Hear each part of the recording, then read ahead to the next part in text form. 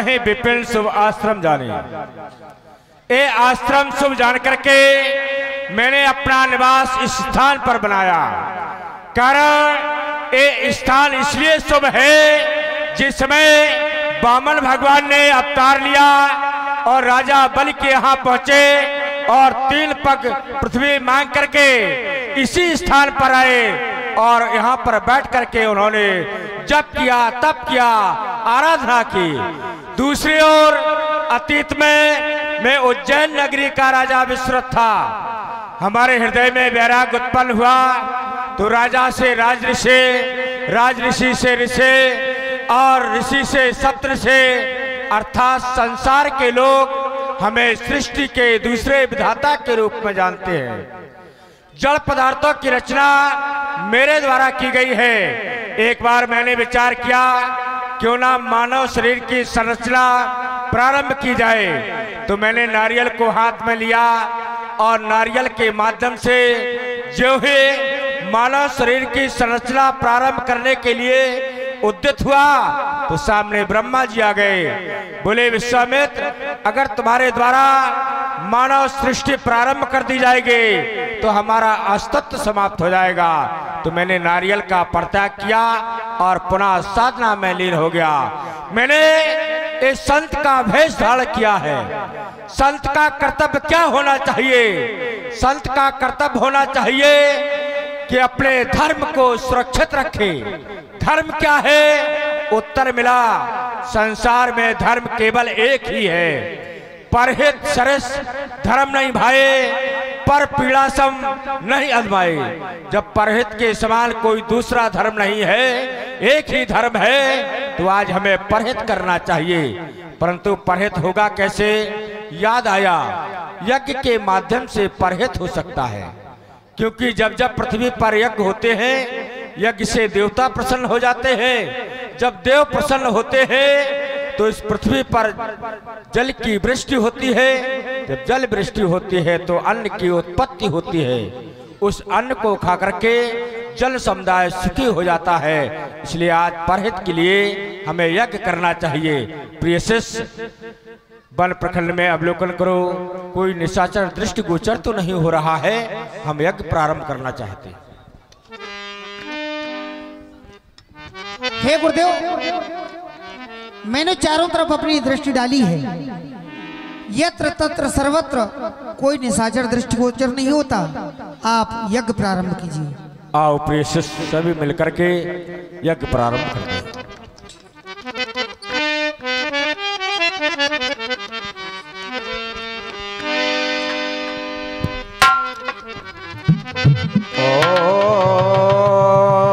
कृष्णेन सूर्याय नमः स्वाहा। ओम चंद्राय नमः स्वाहा। ओम भौमाय नमः स्वाहा। ओम बुद्धाय नमः स्वाहा।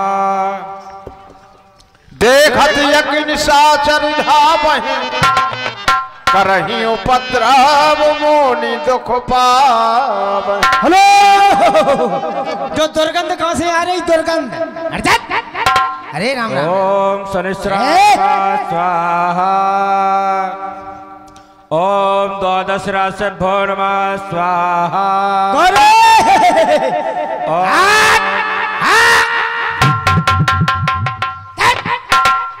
अरे चुरकुट,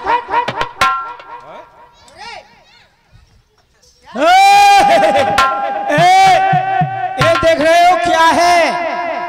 अभी एक बाबा की मुंडी काट के आया हूं, तेरी भी मुंडी उड़ा दूंगा। जानते हो हम इनकी सेवा में हैं। हवन बंद है, पूजन बंद। अच्छा, तुम्हारे कहने पर यज्ञ बंद? कभी नहीं, कभी नहीं, अभी बंद होगा। सब बंद, फुक्के आई चालू, इलू इलू चालू। कोई गुंडा कान नहीं हिलाएगा। अबे चुरकुट, ये हमारे गुरुदेव भगवान है। अरे कोई बोले रे, होश में बात करना। मूड़ काट के टुड़ी में घुसेड़ दे। आज तुमने हमारा यज्ञ विध्वंस कर दिया, यज्ञ होगा। हमारा काम है यज्ञ करने का। कह रहे यज्ञ होगा? यज्ञ तो होते रहेंगे। तेरा क्या होगा कालिए? हमारा चाहे जो कुछ हो जाए, चाहे हमारे प्राण क्यों न चले जाए, परंतु यज्ञ तो होता ही रहेगा। गाधि तनय मन चिंता व्यापी, हर बिल मरहि न निश्चर पापी। आज चिंता ने जन्म ले लिया कि परमात्मा क्या संत महात्माओं के यज्ञ पूर्ण हो पाएंगे या नहीं। आज मैं इस वसुंधरा की ओर देखता हूँ तो जगत कल्याण के लिए संत सदैव कार्य करते हैं और ये निशाचर हमारे यज्ञ को विध्वंस कर देते हैं। हम परोपकार करते हैं और ये निशाचर आकर के बाधक बन जाते हैं। तो मैं आज चाहता हूँ कि परमात्मा का अवतार हुआ या नहीं हुआ, हमें विचार करना चाहिए।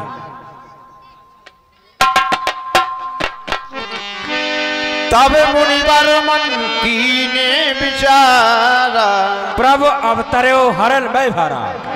प्रभु का अवतार हो चुका है, पृथ्वी का भार हरण करने के लिए दशरथ के आंगन में बालक बनकर के अवतीर्ण हुए हैं। जब वो बालक बनकर के अवतीर्ण हुए परमात्मा, तो मैं जाकर के उनका दर्शन करूंगा। यह मैं देखो मैं पद जाए कर बिनते ही आने दो भाई।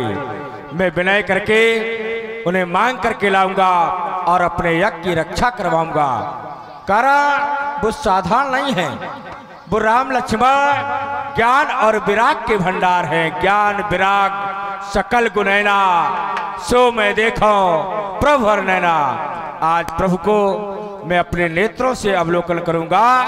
प्रिय शिष्य, मैं अयोध्या नगर की ओर जा रहा हूं, तुम आश्रम की रक्षा करना। जो आज्ञा गुरुदेव।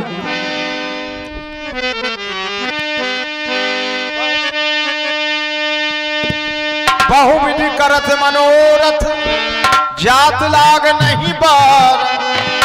कर्मजन सरयू जल गए भूप दरबार।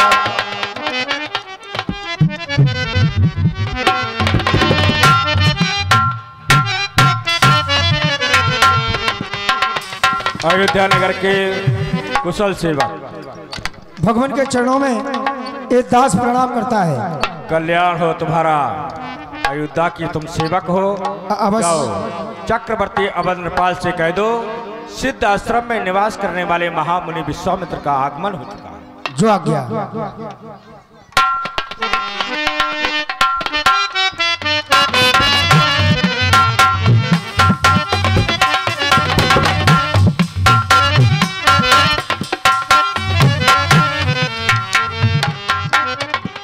महाराजा धीराजा चक्रवर्ती चूड़ामणि अवध नरेश महाराज की जय हो, जय हो, जय हो। कहो राजसेवक, क्या समाचार है? भगवान प्रथम ड्योली पर महामुनि श्री विश्वामित्र जी का आगमन हुआ है। मुनि आगमन सुना जब राजा, अहो भाग्य, आज इतनी सुगमता से मुझे संत का दर्शन होने जा रहा है, मैंने सोचा भी न था। संत का दर्शन तो बड़ी दुर्लभता से होता है, जंगलों में जाके भटकना पड़ता है तब संत के दर्शन होते हैं। तो किसी ने पूछा कि संत के दर्शन से लाभ क्या है? यदि किसी को संत का दर्शन मिल जाए तो क्या लाभ है? तो बताया गया, सरदा तप निशि ससी अपहरई, तो संत दरस जिम पातक टरई। जैसे शरद ऋतु का चंद्रमा सभी ताप को हर लेता है, ठीक उसी तरह संत के दर्शन से जीव के सभी पाप नष्ट हो जाते हैं। संत दर्श मिलते कब है? जब उस ईश की कृपा होती है। बिन हरि कृपा मिले नहीं संता, किसी सांसारिक प्राणी से पूछा गया संसार में दुख क्या है और सुख क्या है, तो बताया गया नहीं दरिद्र सम दुख जग माही, दरिद्रता के समान संसार में कोई दूसरा कष्ट नहीं, और संत मिलन सम सुख जग नहीं। संत का दर्शन हो जाए, जीव को समझना चाहिए मुझे सबसे बड़ा सुख प्राप्त हो चुका है। आज विश्वामित्र जैसे संत जो कभी एक साधारण राजा हुआ करते थे, लेकिन अपनी तपस्या के प्रभाव से राजा से राजर्षि और राजर्षि से ब्रह्मर्षि की उपाधि प्राप्त करने वाले ऐसे महामुनि आज दर्शन देने के लिए आए हैं। बस तो हमारे अयोध्या के समूचे राज समुदाय से मेरा कहना है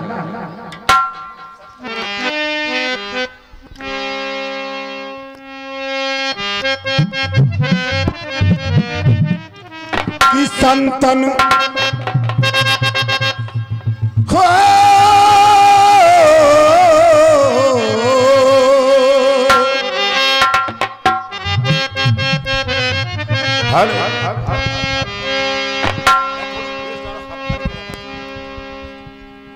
कि संतन के संग लाग रे तोरी बिगड़ी बने,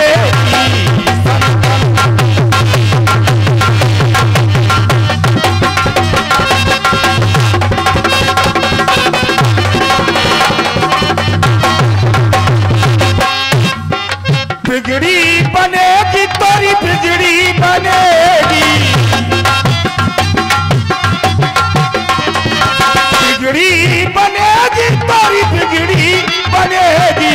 खुल जाए खुल जाए खुल जाए जीवन के भाग रे तोरी बिगड़ी बनेगी।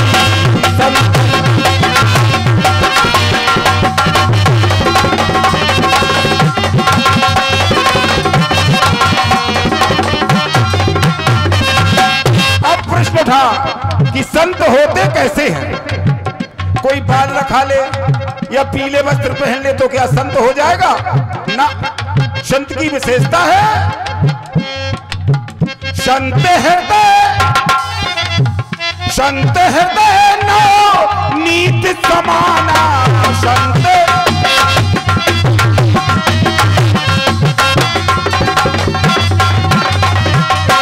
संत का हृदय नवनीत कहते हैं मक्खन को। जैसे मक्खन जरा सी ताप लगने पर पिघल जाता है, ठीक उसी तरह संत का हृदय कितना बड़ा अपराध हो जाए, शरणागत हो जाओ, क्षम हो जाता है। ऐसे संत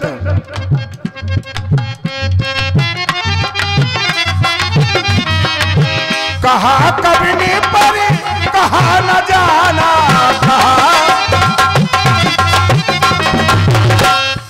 चरणों से करने अनुराग रे तोरी बिगड़ी बनेगी।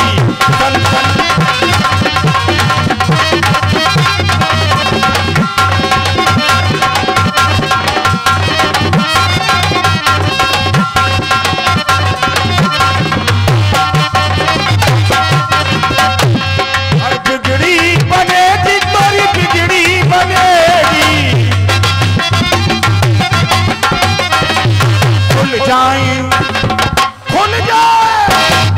खुल जाए जीवन के भाग रे तोरी बिगड़ी बनेगी।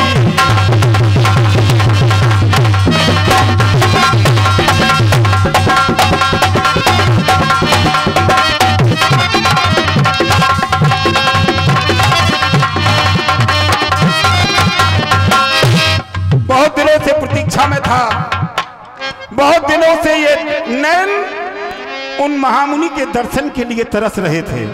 आज जो तुमने आगमन की सूचना दी, मन प्रसन्न हो गया कि जो लगी थी लगन अब हुआ मन मगन। और जो लगी थी लगन अब हुआ मन मगन। रोज अखियां रहे ला इंतजार में आज सर को झुकाऊं सत्कार में, आज सर को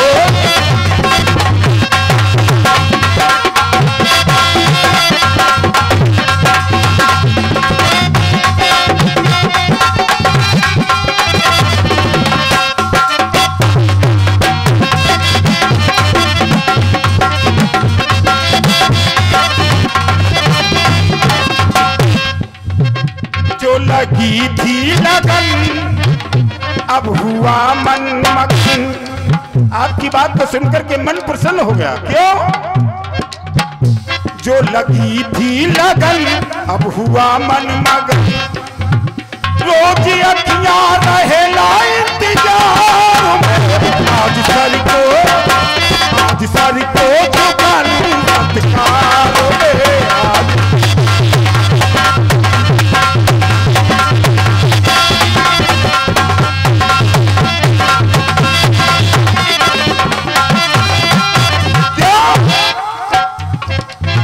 गुरुपद रज मृदु मंजुल अंजन,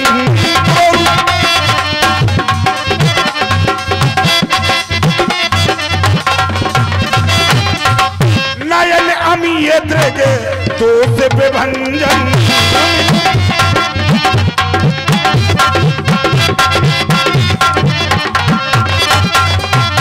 संत के चरणों की रज का अंजन बनाकर आंख में लगाने से नेत्र के सभी दोष नष्ट हो जाते हैं। रोज अखियां रहेला इंतजार में, रोज अखियां रहेला इंतजार में। आज सारी को झुका लूं सत्कार में।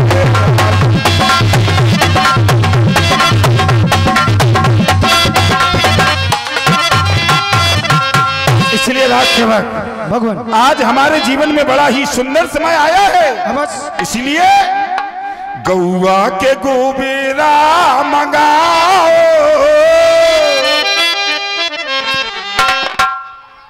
गौआ के गोबेरा मंगाओ, आंगनवाल पाओ। आज पधारे मुनि मोरे अंगना के।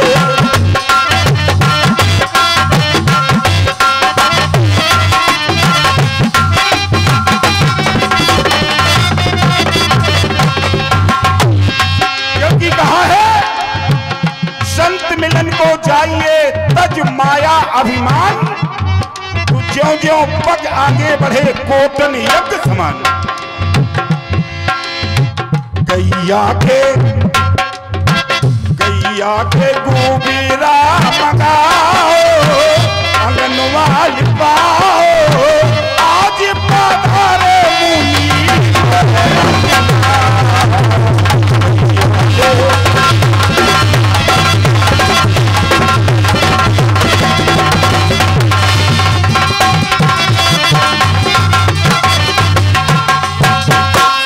चलो, जब महामुनि पधारे हैं चलो उनका स्वागत और सम्मान करना चाहिए। आइए भगवान आइए। हो ये 50 मुद्राएं एपी टेंट हाउस जिसके प्रोपराइटर हैं सत्येंद्र कुमार जी रैकवार भैया, वह विकास और एक और भैया जी की तरफ से ये आरती में दान आया था। बंधुओं, आपको मैं बता देना चाहता हूँ, ये जो टेंट हाउस पूरे प्रांगण की डेकोरेशन चमक धमक जो भी आपको देख रहे हैं, मैं आज इसी परिवार की देन है। हनुमान जी ने इस परिवार को एक गरीबी स्तर से उठा के आज अपनी सेवा में लगा लिया है। बंधु इतना सक्षम बना दिया है कि आज इनके पास जो कुछ भी है वो आपको दिखाई दे रहा है। मैं पुनः इस समूचे परिवार को हनुमान जी की कृपा का पात्र मानते हुए इनको धन्यवाद ज्ञापित करता हूँ। ऐसे परिवार में ऐसी सच्ची श्रद्धा बरसती रहे, भगवान का आशीर्वाद उन्हें प्राप्त होता रहे। 10 मुद्राएं भान सिंह जी, खांगर छत्ती, ताला मोहल्ला रामघाट, सिजारी बुजुर्ग की तरफ से। और ये 100 मुद्राओं का दान मान्यवर कृतार्थ पांचाल जी ग्राम खगोरा से बता रहे हैं। मैं आपका भी पांचाल भैया जी का भी इस प्रांगण में हार्दिक अभिनंदन करता हूँ। 10 मुद्राएं श्री प्रमोद कुमार वर्मा जी की नातिन पूर्णी वर्मा ताला मोहल्ला रामगढ़ से जारी भोजो की तरफ से। 50 मुद्राएं श्रीमान भैया भोले अहरवाल जी सजारी खुर्द की तरफ से ये दान प्रदान हुआ है। ये दान आपने जो दिया है इस मंच के माध्यम से आप सभी जानते हो इस महायज्ञ में समाहित किया जाता है। इसी तरीके से चारों तरफ से दान श्रृंखलाएं जुड़ती हैं तो ये महान कार्य संपन्न हो जाता है। यही आपका सहयोग है और हनुमान जी की कृपा सभी पर बरसती रहे। धन्यवाद। आज संत भगवान उस तारक वन से पावन चलकर मुझ अपावन को पावन करने के लिए आए हैं।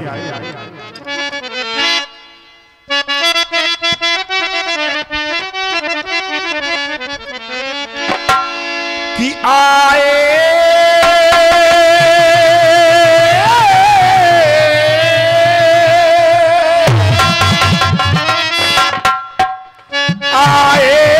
पावन तो बड़ा पावन लगे।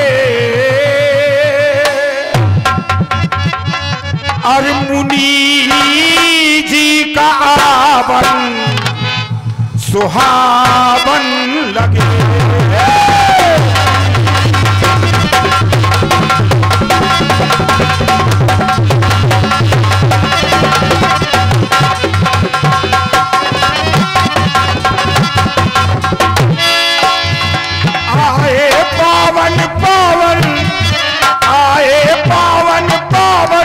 बड़ा पावन लगे। जी का पावन लगे।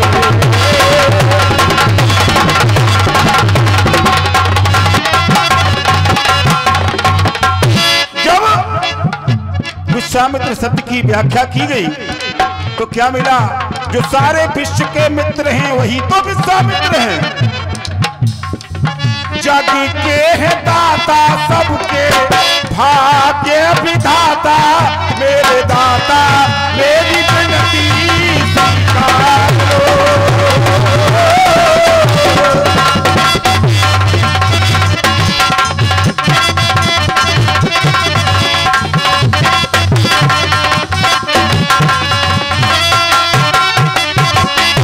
और संत जहां पहुंच जाते हैं स्थिति परिवर्तित हो जाती है।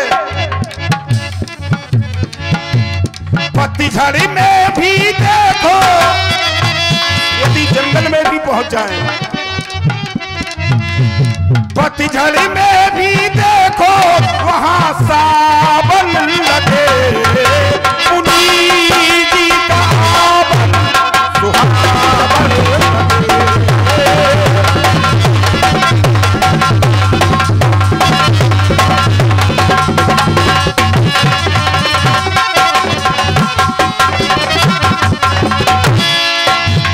पत्तीझड़ी में भी देखो वहां सावन लगे। मुनि जी का आवन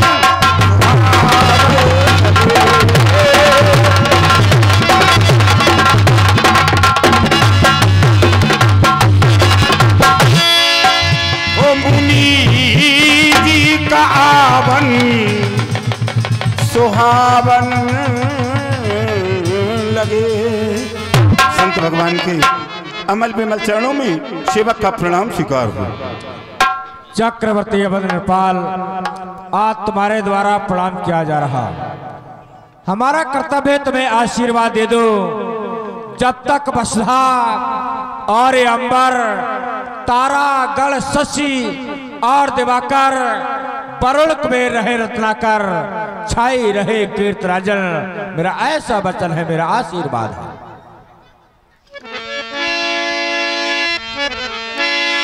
पुनि चरणन में सुत चारि। कुमार राम और लक्ष्मण देख रहे हो आज ये महामुनि विश्वामित्र जी हैं, हमारी अयोध्या में स्वयं चलकर मुझे दर्शन देने के लिए आए हैं।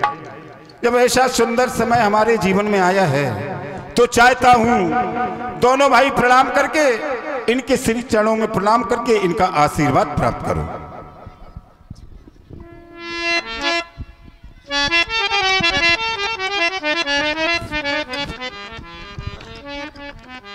हमारे परम आदरणीय पूज्य पिताजी के द्वारा आज जिस महान विभूति का हमें परिचय कराया जा रहा है, विचार कर रहा हूं, जिस समय हम चारों भाई अपने पूज्य गुरुदेव के यहाँ विद्या अध्ययन करने के लिए गए थे, तो हमारे पूज्य गुरुदेव भगवान नित्य प्रति संध्या के समय हमें प्राचीन कथाएं सुनाया करते थे। एक बार महामुनि के बारे में जिस समय वर्णन करना प्रारंभ किया तो सुनकर के हमारा हृदय गदगद हो गया। मैं विचार करने लगा, क्या ऐसी महान विभूति का दर्शन इस भौतिक जीवन में क्या कभी राम को प्राप्त नहीं होगा?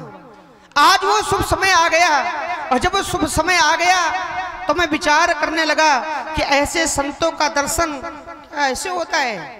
तो बताया गया संत का दर्शन सुलभ कब होता है, तो एक उपाय बताया गया कि जब तक व्यक्ति पर भगवान की महती कृपा नहीं होती है तब तक वो चाहे जितना प्रयास कर ले, कभी संत का दर्शन सुलभ नहीं हो सकता है। दूसरे शब्दों में पन्ने एक बार पूज्य गुरुदेव से पूछा, पन्ने का भगवान आप तो नेत्रपति कहा करते हैं राम, जब व्यक्ति पर भगवान की महती कृपा होती है तब उस संत का दर्शन सुलभ होता है, और यदि भगवान किन्हीं कारणों बस व्यक्ति पर भगवान की कृपा ना हो तो क्या संत का दर्शन नहीं प्राप्त हो सकता है? तो गुरुदेव ने कहा उसके लिए भी एक उपाय है। जब व्यक्ति पुण्य करता है और पुण्य जब एकत्रित होते हैं तो उन पुण्यों का ये प्रभाव है कि पुण्य के प्रभाव से भी हमें ऐसे संतों का शुभ दर्शन प्राप्त होता है। तो आज आपका शुभ आगमन हमारे इस भवन में हुआ है। विचार कर रहा हूँ, हमें वो लाभ प्राप्त नहीं हुआ है जो हम चाहते थे। यद्यपि संत का दर्शन तो हुआ है, हमें वो लाभ इसलिए प्राप्त नहीं हुआ क्योंकि हमारे सदग्रंथ संकेत करते हैं कि हमें कभी अपने ग्रह में संत के आगमन की कभी प्रतीक्षा नहीं करनी चाहिए। कारण ये है, यदि हमें ये मालूम हो जाए कि अमुक स्थान पर संतों का आगमन हुआ है तो हमें मन क्रम भाव से संतों की सेवा में जाना चाहिए, क्योंकि जब हम जाते हैं तो हमें लाभ क्या प्राप्त होता है? तो बताया संत मिलन को जाइए, और जाना कैसे है? ताजी माया अभिमान, माया का परित्याग कर दो कि विधाता ने हमें सब कुछ दिया है, हमारे पास किसी चीज की कोई आवश्यकता नहीं है, तो हम संत के दर्शन क्यों करने जाए? ना ना, यदि मन में ये भाव रहा और हम गए तो कोई लाभ मिलने वाला नहीं है। अभिमान का परित्याग कर दो, मन क्रम भाव से निस्वार्थ भाव से जब हम संत की सेवा के लिए आगे बढ़ते हैं तो हमारे सदगंध संकेत करते हैं हमें लाभ क्या प्राप्त होता है? तो ज्यों ज्यों पग आगे बढ़े तो कोटि यज्ञ समान, एक नहीं दो नहीं, हमें करोड़ों यज्ञों का फल एक साथ प्राप्त होता है। अहो सौभाग्य हमारे जो आज मैंने दर्शन किया, आज आपका आगमन वहां से चलकर के यहाँ तक हुआ है। आज आपके दर्शनों से हमारा जीवन धन्य हो गया है। केवल हमारा ही जीवन नहीं, अपितु यहाँ का कड़कड़ धन्य हो गया है। आपके श्री चरणों में राम का कोट कोट नमन, कोट कोटि वंदन। शिव का रे नाथ, शिव का रे नाथ, आज मैं किन शब्दों से आपकी वंदना करूं? विचार कर रहा हूं, आज आपका प्रथम दर्शन हुआ है, मैं प्रणाम कर रहा हूँ। यदि हमसे कोई भूल हो जाए तो हमारी बाल्यावस्था समझ करके पूज्य उसे क्षमा कर देना, क्योंकि अर्चना मैं करूं वंदना मैं करूं, देखो कैसा सुहाना समय आ गया। आज बड़ा पावन समय है, बड़ी पावन में घड़ी है, जब शुभ घड़ी में हमें ऐसे महामुनि का दर्शन प्राप्त होता है। अर्चना मैं करूं वंदना मैं करूं, देखो कैसा सुहाना समय आ गया, देखो कैसा ये सुहाना समय आ गया।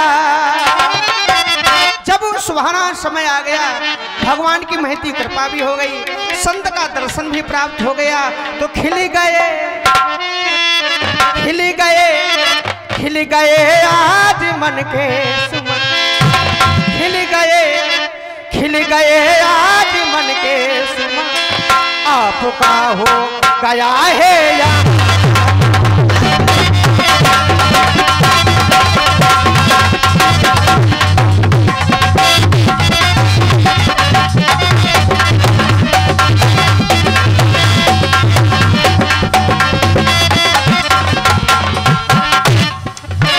खिल गए आज मन के सुमन, खिल गए आज मन के सुमन, आपका हो गया है या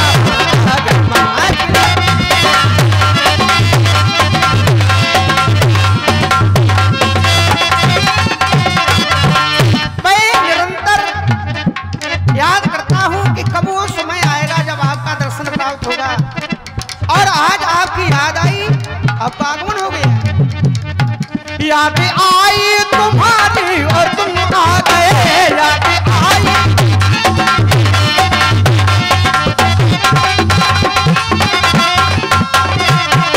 याद आई तुम्हारी और तुम आ गए, पूर्ण मन के मनोरथ को हम आ गए।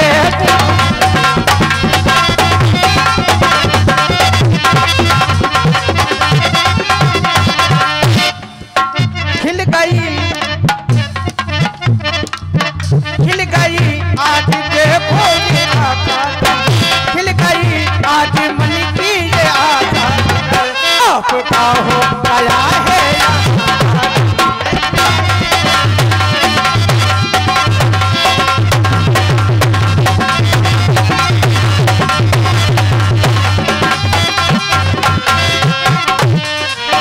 मैं आपको प्रणाम कर रहा हूँ, विचार कर रहा हूँ किन शब्दों से प्रणाम करें आपको, हमसे कोई भूल ना हो जाए। चरणों में बलदिना सी बिकारे प्रभु,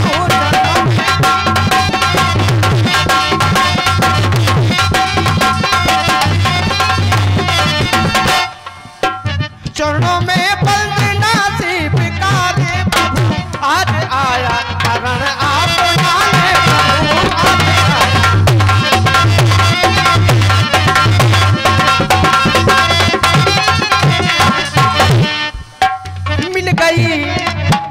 मिल गई आज मन को ये शांति तरह, मिल गई आज मन को ये शांति तरह, आपका हो गया है या हो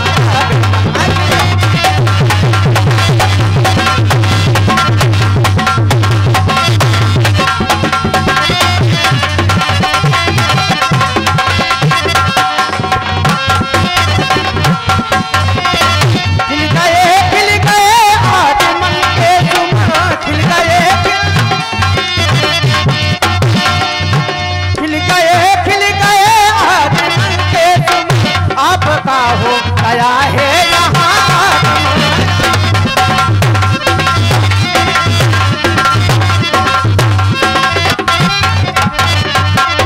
मिल गई आज मन को ये शांति, मिल गई आज मन को ये शांति तरह, आपका हो गया है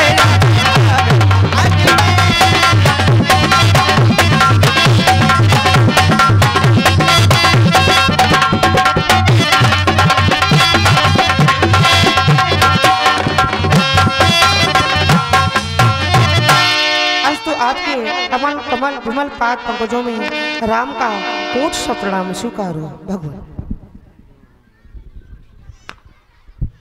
अहो भाग, अहो भाग, आज एक संत शिरोमणि के दर्शनों का लाभ प्राप्त हो रहा है। आज हमारे ऊपर उस ईश्वर की असीम अनुकंपा हो रही है, जिसके फलस्वरूप हमें एक संत शिरोमणि के दर्शन का लाभ प्राप्त हो रहा है। विचार करता हूँ, जिस समय आज हम राज दरबार में आए तो तो राज दरबार में आज हमने एक असमानता देखी। हम देखते क्या हैं, आज राज दरबार एक अलौकिक प्रकाश से युक्त था।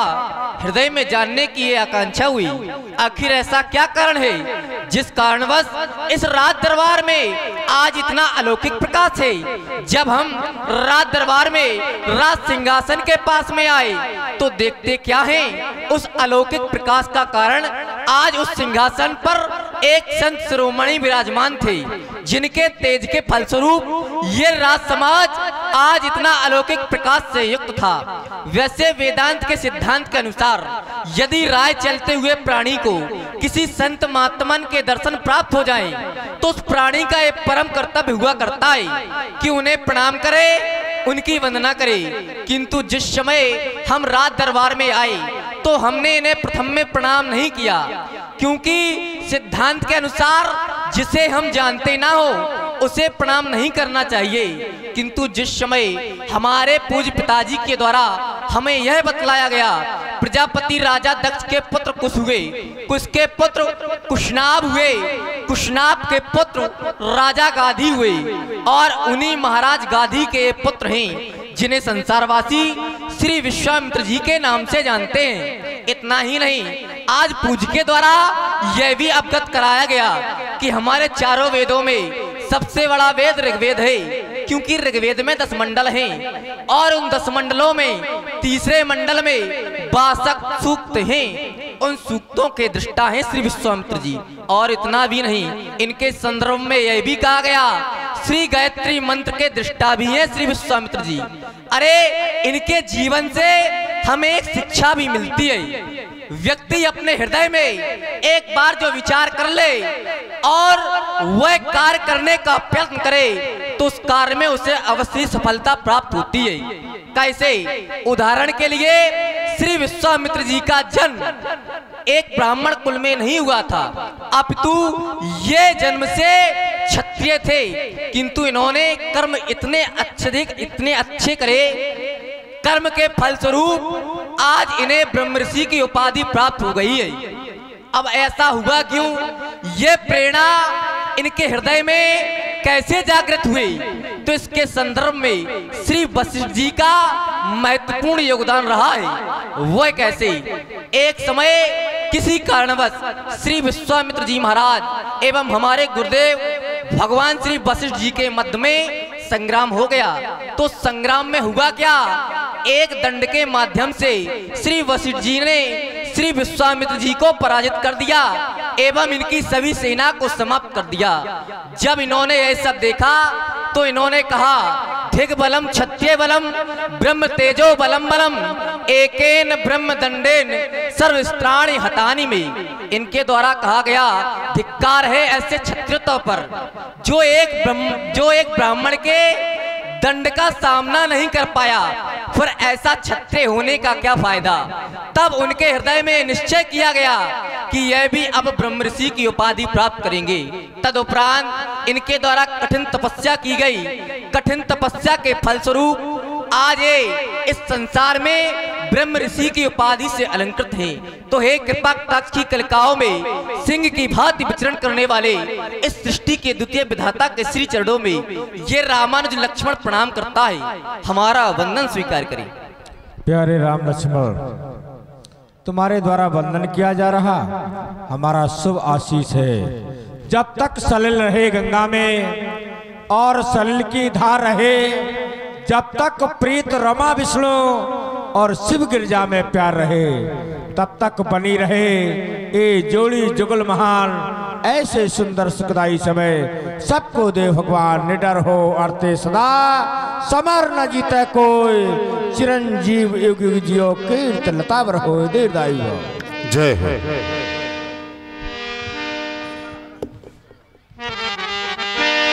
तब मन हरस बचन कहराऊ, मुनि अस कृपा कीन नहीं कहूँ। जैसी कृपा आपने मेरे ऊपर की है, ऐसी कृपा तो आज तक किसी संत ने किसी राजा के ऊपर ना की होगी। आज आपने मेरे ऊपर बड़ी महान कृपा की, जो दर्शन देकर सारे परिवार को लाभान्वित कराया है। लेकिन भगवान, अब मैं आपके आने का कारण जानना चाहता हूं। किस कारण से आप इस अयोध्या में पधारे हैं प्रभु?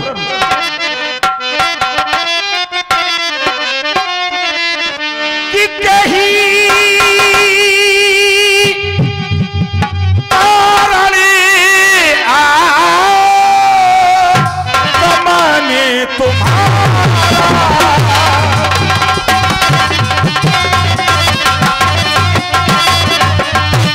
कोई ना कोई कारण तो होगा प्रभु, कहीं कारण आगमन तुम्हारा कहूँ सो कराते। आप कहें जो भी कारण हो उसकी पूर्ति में विलंब न किया जाएगा भगवान। कहूँ तो करा देना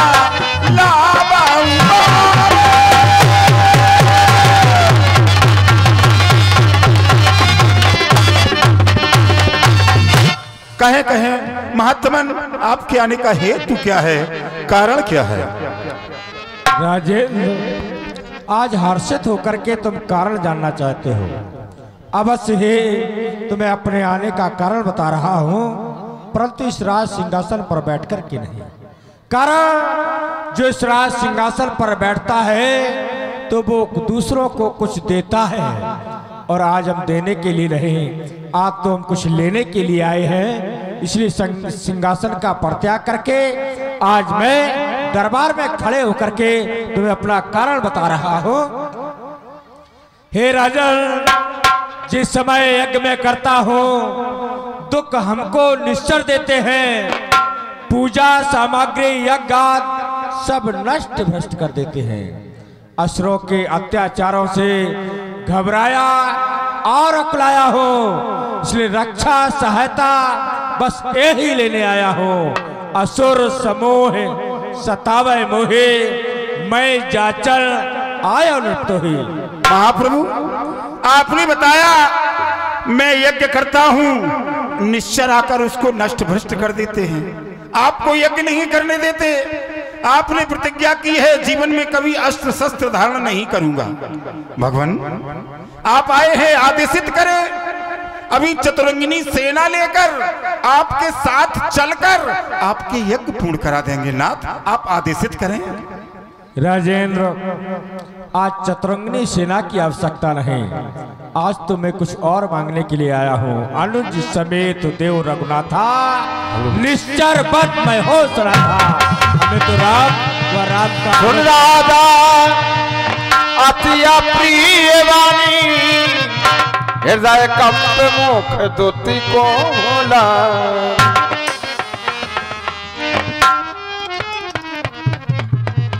अरे आज महात्मन यज्ञ की रक्षा के लिए मेरे नन्हे नन्हे कुमारों को लेने के लिए आए हैं। उन कुमारों ने अभी किशोर अवस्था भी पार नहीं।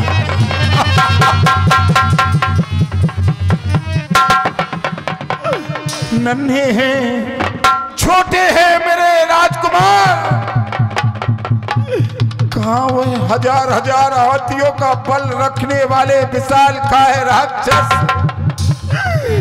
और नन्हे नन्हे राम।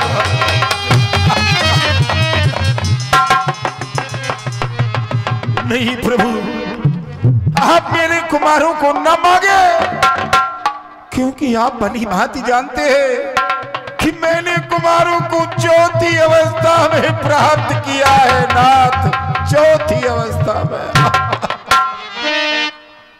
चौथे पने पाए सुत चारी,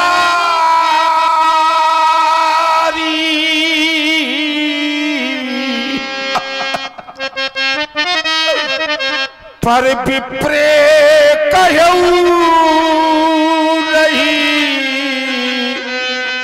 बचन विचारी। आज आपने जो कहा वह विचार करके नहीं कहा भगवान। अरे कुमारों के बदले में प्रभु मांगा हूं भूम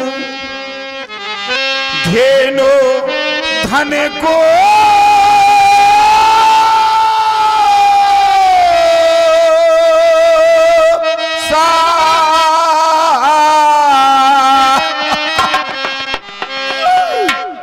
सर्वसिते आज सहेरोसा। इस संसार में ये देह अपने जीव, इस जीव को ये देह सबसे अधिक प्रिय होती है भगवान। आप कहे देह प्राण ते प्रिय का छुनाही सौ मुनि देव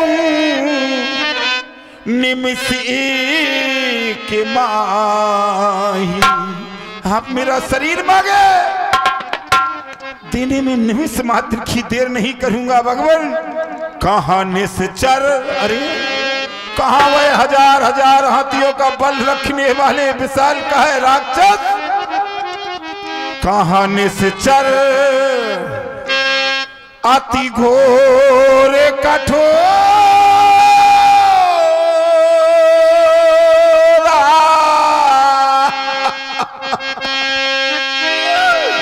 कहां सुत सुंदर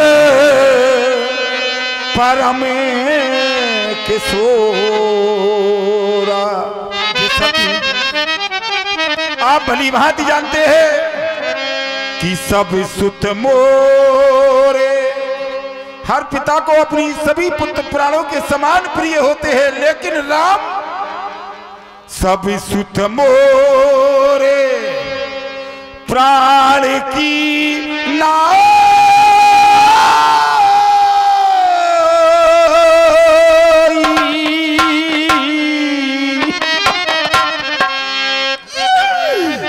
राम देते नहीं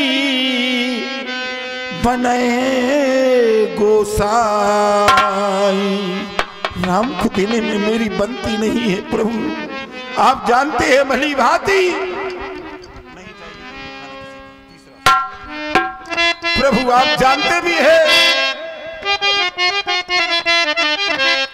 कि बुढ़ापे की आंखों का चौथी अवस्था में कुमार प्राप्त हुए।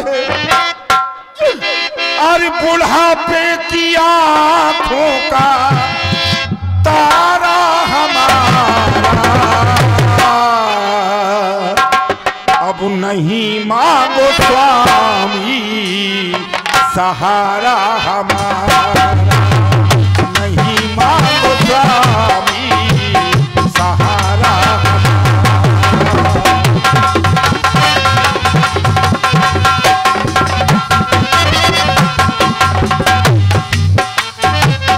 बुढ़ापे की आंखों का, बुढ़ापे की आंखों का, बुढ़ापे की आंखों का तारा हमारा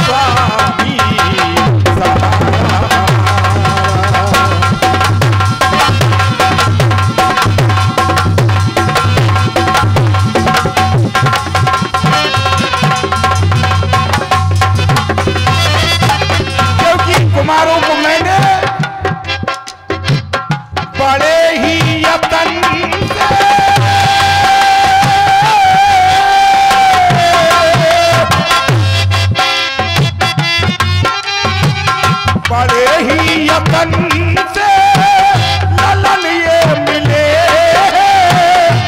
तब कहीं जाकर सुमन ये खिले।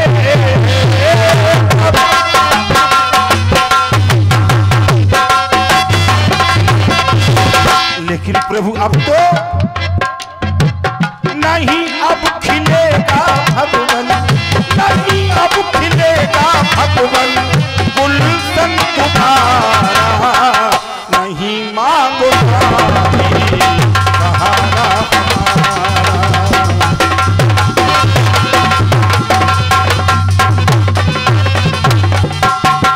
इसलिए आपसे प्रार्थना है, आप मेरे कुमारों को न मांगे, बदले में अयोध्या का राज ताज, यहाँ तक मेरा शरीर मांगे, मैं इसको सहर्ष दे दूंगा प्रभु, लेकिन राम को देने में मेरी बनती नहीं है प्रभु।